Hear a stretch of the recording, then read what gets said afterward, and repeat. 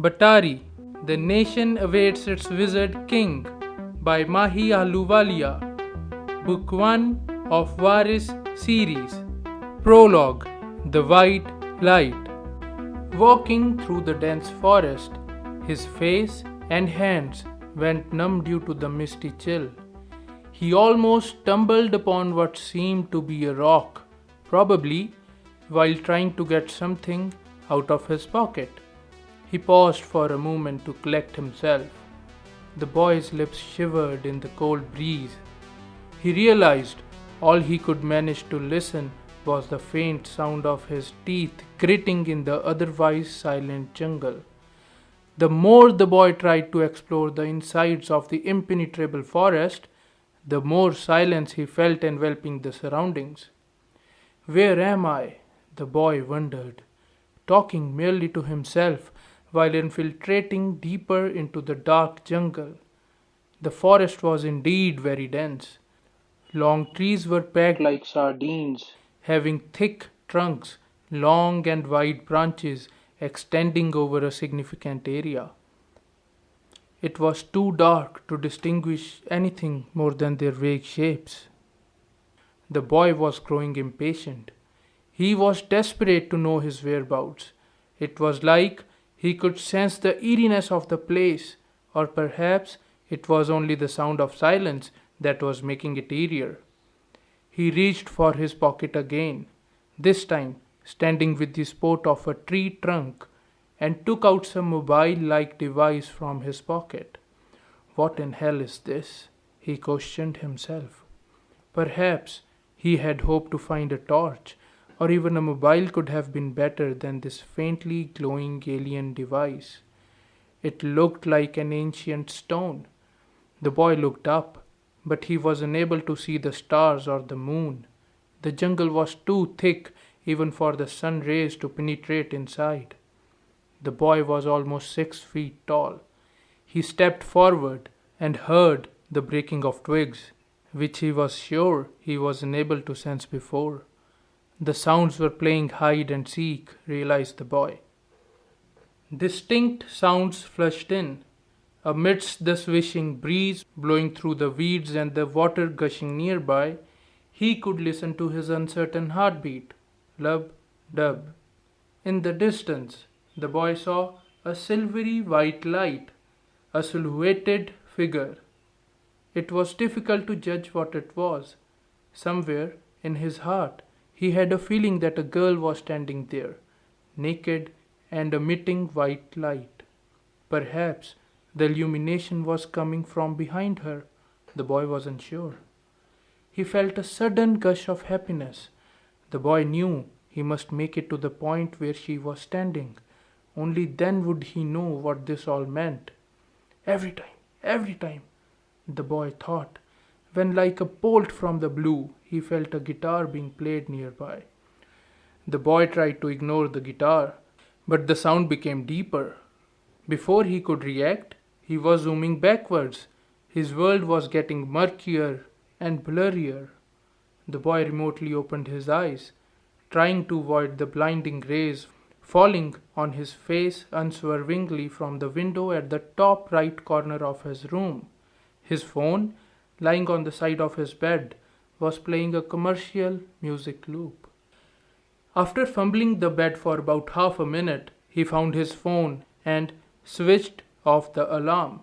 The boy lazily pulled the pillow from underneath his head and thrust it into his eyes instead, hoping to doze off and drop back into his dream. He was a music lover. The fact was apparent as he had a guitar and a ukulele hanging perfectly on either side of his bed. The musical instruments were loaded with track lights to highlight them and perhaps also to shadow the mess around his bed and floor. I was nearly there, Varis murmured, thinking desperately about the dream he had. Only if I had seen the silhouetted figure a bit early, I would have known I was dreaming. Chapter 1. Varis. Only if I didn't set up that fucking alarm last night, Varis reprimanded himself, still distressed over the dream. It was not the very first time he'd had such reveries or encountered the saluted figure. This was quite a usual phenomenon during his childhood days. However, this time it had almost been 6 months since such a dream reoccurred.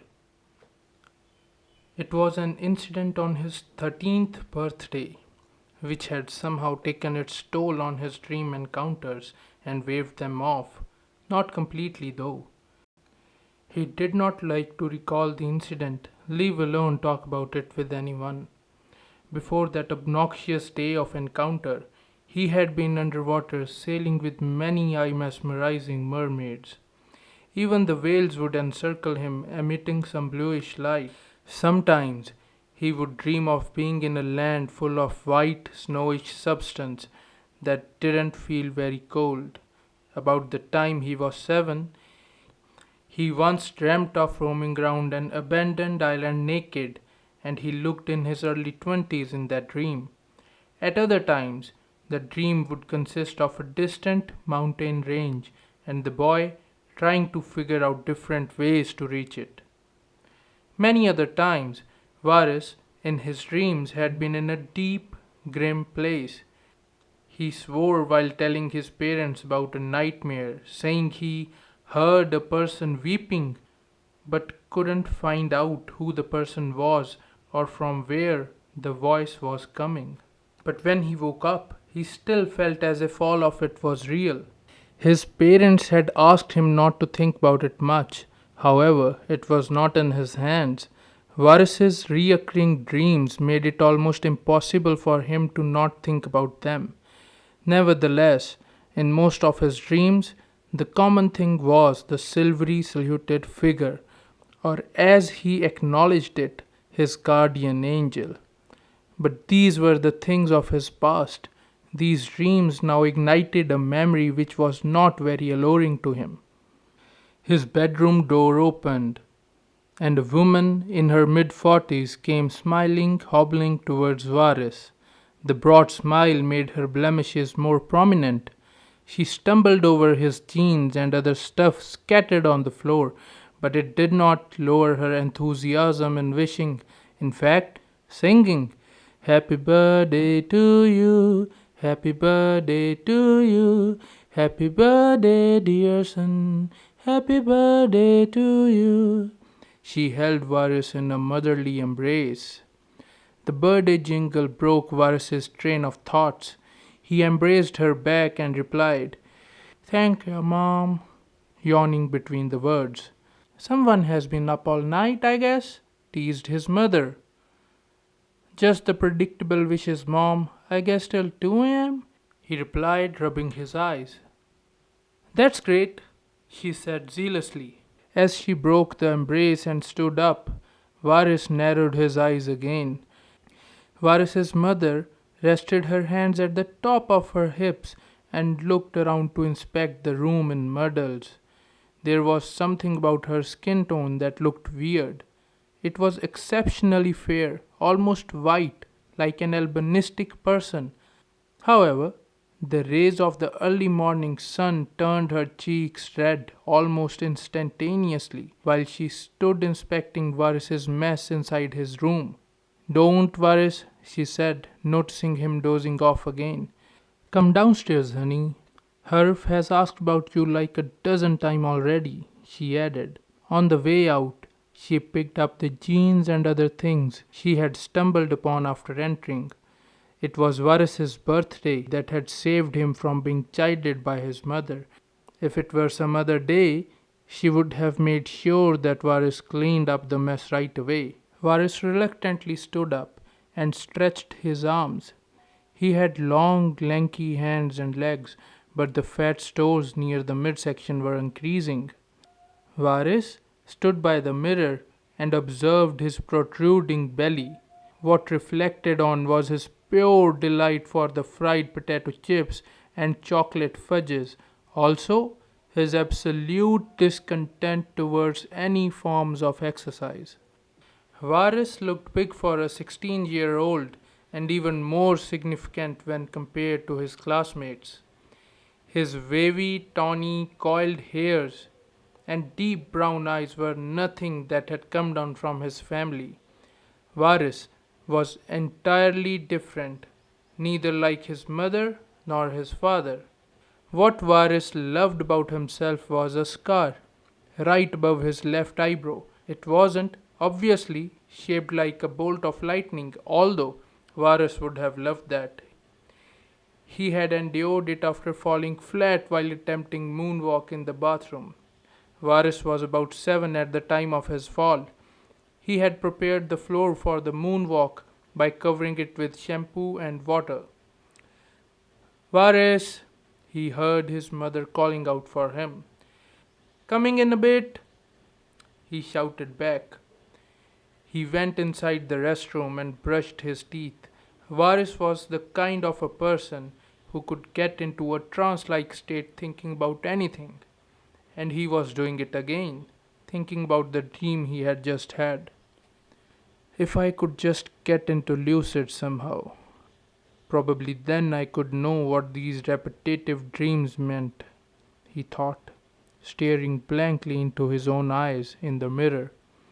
His brush hung loosely, about to fall from his mouth. Only if my dreams were that frequent now. Varis was about 10 when he had first found out about lucid dreaming. He had been attempting it since then. Well, I could do whatever I want, he would often explain to his two closest friends. I could fly like Superman. I could overcome my worst fears and mental blocks in my dream. I could do all the otherwise not possible stuff.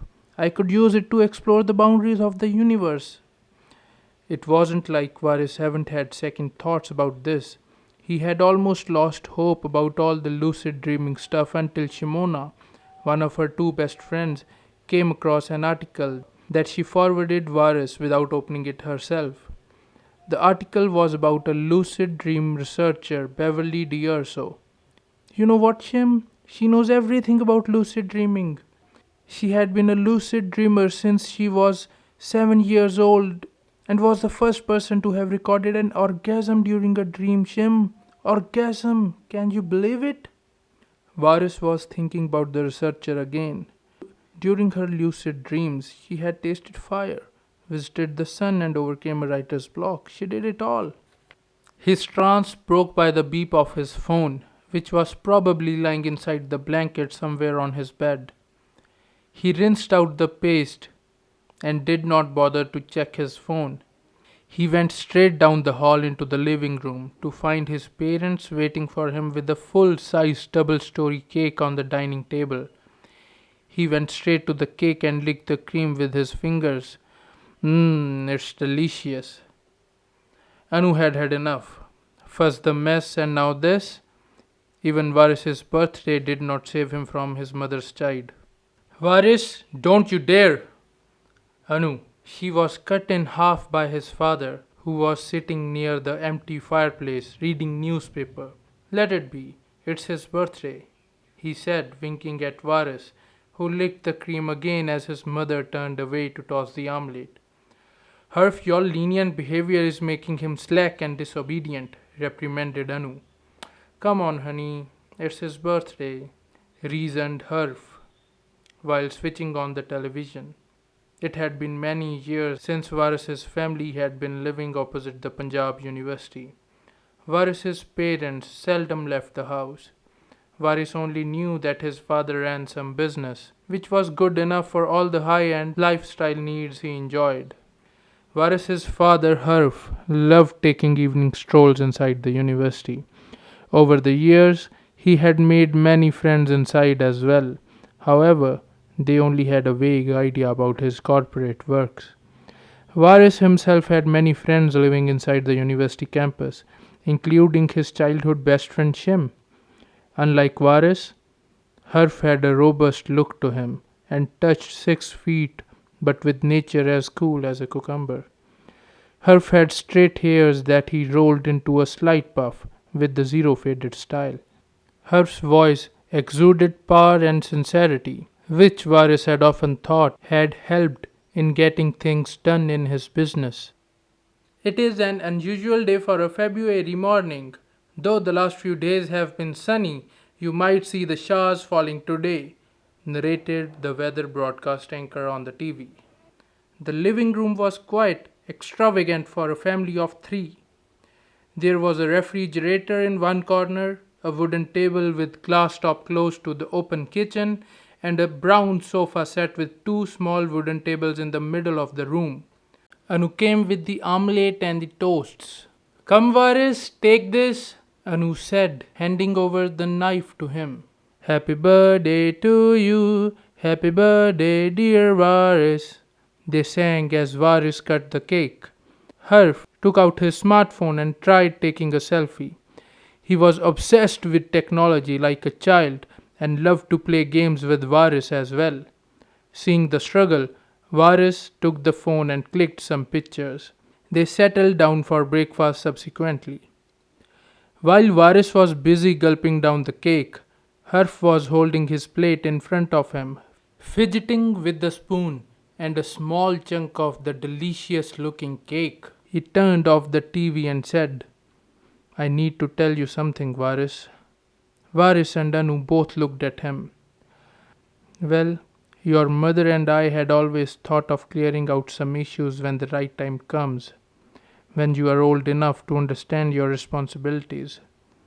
Anu's expressions changed a bit. She sat, staring blankly at her husband, her spoon midway in air, a thin string of melted chocolate going down from the edge of the spoon. There are some things that your mother and I are eager to discuss with you, but we don't know how. Harf cleared his throat, but could barely croak by this time. I need you to get hold of things before it's too late. The air in the room was getting thicker. Varis was sitting exceptionally quiet, not moving around much. He knew something was seriously wrong, as there rarely came a time when Harf got short of words. You very well know how much we love you, Varis, Anu stuttered. We would have never allowed you, Anu was cut short by Harf again, to go far on it. Anu scrunched his forehead, confused about what Harf just said. Before she could have asked or said something else, Harf turned towards the door and demanded the gardener to come in with the present. A man with a long white beard came out with a matte black bicycle. He smiled. Happy birthday, Baba. Whoa! Varis's mouth fell open in awe. It was not that he did not have a cycle before, but this wasn't one ordinary bicycle. Rather, it was a modified, custom-made muscular cycle with huge tires and some motor attached to it. The engine could only be seen when one concentrated on the mid-frame and was otherwise oblivious to the eyes. Varis could not believe the modifications Harf had managed to do with the bicycle. Varis rushed towards the cycle, thanked the gardener for bringing the gift and for his wishes. He hopped on the cycle, looking from left to right, trying to observe every little detail of the modified machinery. This will make even Jasprit jealous, Varis said while commenting about his random schoolmate who came to school on a Vespa scooter. The electric motor, Harf explained to Varis, is made with such precision that it did not look odd or get out of the frame. Harf was right in his observation. Even the saddle was broader than usual, complementing the radial tires. It also had two broad shockers attached to both the saddle and the fork. The bicycle also had a long carrier, which, unlike the traditional ones, had a double foamed seat for extra comfort. The mustache bar handle was equipped with an electric charge plug behind the head tube.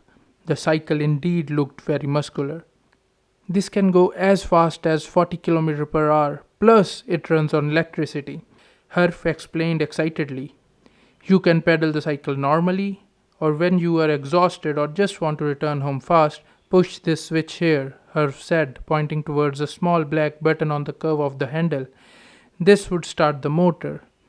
Varis pushed the button to try it, and the pedals wrapped themselves into footrests on both sides. He could barely listen to the sound of the motor. He again pushed the button, and the footrests unwrapped themselves into pedals again. Cool. Varys grinned excitedly. There is one more thing, Harf cautioned Varys, opening a small box on the lug of the cycle that had a red button inside it. This red button should only and only be used during an emergency and not otherwise. Varys nodded positively as Harf looked at him. Not for fun or to find out what it does, Varys, Harf asserted again. It will work only one time, and you will only use it in case of a life-death situation. Do you understand that? Varys was listening with furrowed brows and was about to question why, in the first place, would he need it. However, Herb sensed the uneasiness evolving around, and in a bid to avert any questions from Varys, he abruptly changed the subject and discussed how he had given his cycle the black matte finish. The cycle is equipped with disc brakes on both ends as well, Herb said triumphantly. I'm going out to show it to Noor and Shim, Varys said excitedly when he was cut short by his mother. You are not leaving without eating up your breakfast. Varys rolled his eyes and slouched on the dining table. After eating his omelette, he went straight up to get dressed. Finding her alone with her, Anu raised her brows and stared at him. He avoided her for a couple of minutes, but then wearily said, What? Anu did not respond. He continued, I couldn't do it, Anu. He is only 16. We need to tell him as soon as possible, Herf, Anu said stiffly. He is no longer protected. He could be found easily, Herf. We don't have much time. We had decided to tell him about it last month. Herf did not respond and just sat there watching TV. Haven't we decided, Herf? Snapped Anu, annoyed at Herf's behavior. Where did this cycle come from? She added. It's already been 2 years, and nothing happened. Herf cut Anu mid-sentence. I know we have to tell him. I exactly know what danger he faces. But what do you want to do? Take his childhood from him? And I can't understand why you are so eager to take him back to Butahri. He thundered out of the room into his cabin. Anu followed. But we have to tell him one day, she countered. By all means, but that day could wait. I did not want to spoil his birthday.